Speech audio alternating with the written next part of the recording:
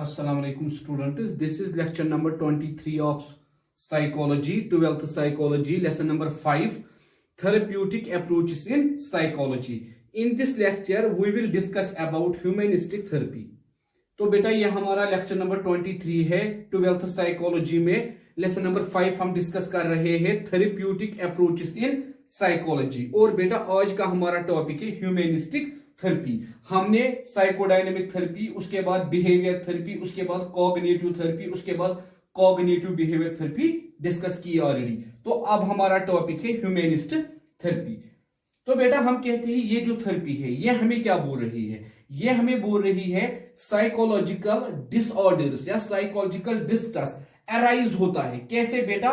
जब एक individual feel करता है इनसिक्योरिटी, लोनलेसनेस, एलिनेशन या बेटा inability to find meaning and genuine purpose in life.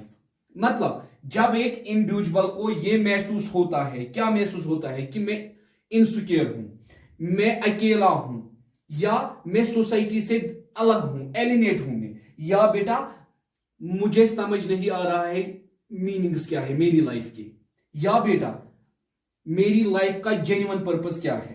जब एक इंडिविजुअल ये चीजें सोचता है, जब एक इंडिविजुअल ये चीजें फील करता है, तब जाके उसमें क्रिएट होता है बेटा साइकोलॉजिकल डिसऑर्डर्स.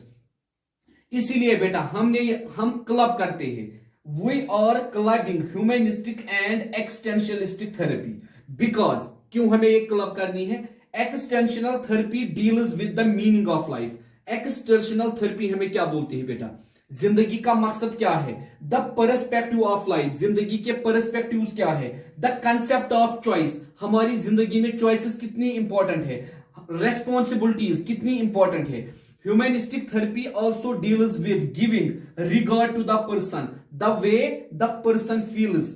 और बेटा ह्यूमनिस्टिक थेरेपी हमें और क्या बोलती है? एक इंसान अपनी जिंदगी कैसे गुजारना चाहता है उसको वो रिगार्ड देता है.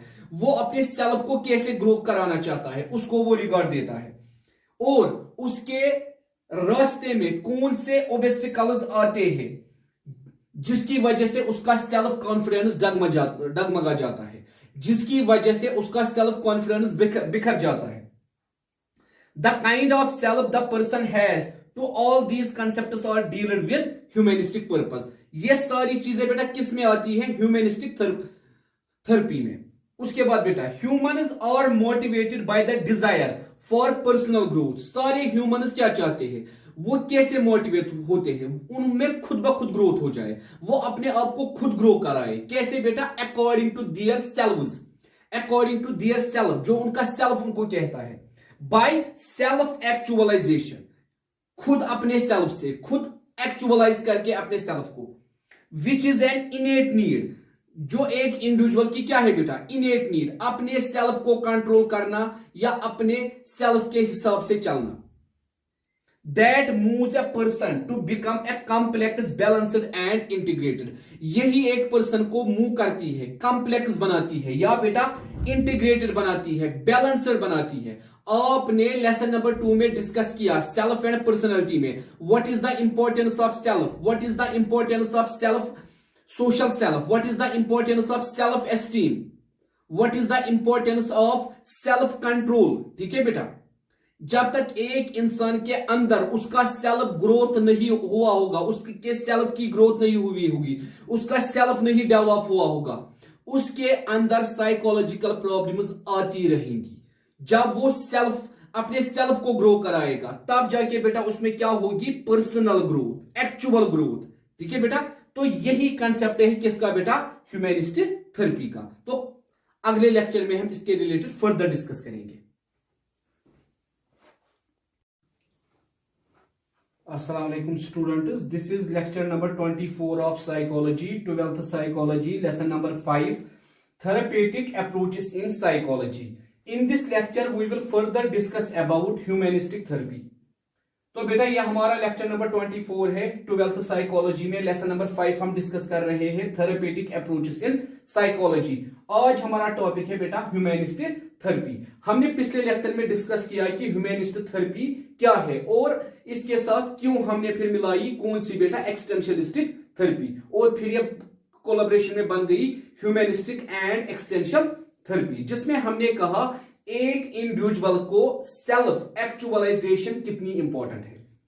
जब एक इंडिविजुअल अपनी सेल्फ एक्चुअलाइजेशन डेवलप कर पाता है अच्छी तरह से, जब एक इंडिविजुअल सेल्फ एक्चुअलाइजेशन फुलफिल कर पाता है अच्छी तरह से, तो हम कहते हैं वो डेवलप्ड बनता है, वो अपनी पर्सनैलिटी को डेवलप करता है, अपनी पर्सनैलिटी को इंटीग्रेट करता है, अपनी पर्सनैलिटी को बैलेंस करता है। मगर जब एक पर्सन की सेल्फ एक्चुअलाइजेशन कर्व हो जाती है, चाहे सोसाइटी कर्व करती है, चाहे फैमिली कर्व करती है, यही वजह होता है एक इंडिविजुअल में क्रिएट होने का क्या बेटा, साइकोलॉजिकल डिस्ट्रेस। सिंपल एग्जांपल बेटा, आप सब अभी 12th में पढ़ रहे हो, आपकी सेल्फ एक्चुअलाइजेशन क्या है, आपका सेल्फ बोल रहा था, आपकी कैपेबिलिटी बोल रही थी, आपकी कैपेसिटी बोल रही थी, आपका इंटरेस्ट बोल रहा था। हम आर्ट सब्जेक्ट पढ़ेंगे, मगर सोसाइटी के प्रेशर की वजह से, फैमिली के प्रेशर की वजह से आपको जबरदस्ती मेडिकल पकड़ना पड़ा।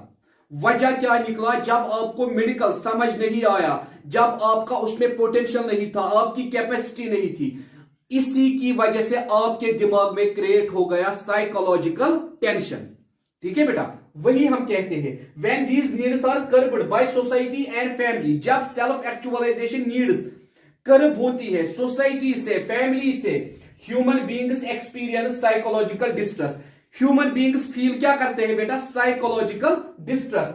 Self actualization is defined as an innate और इनबॉर्न फोर्स।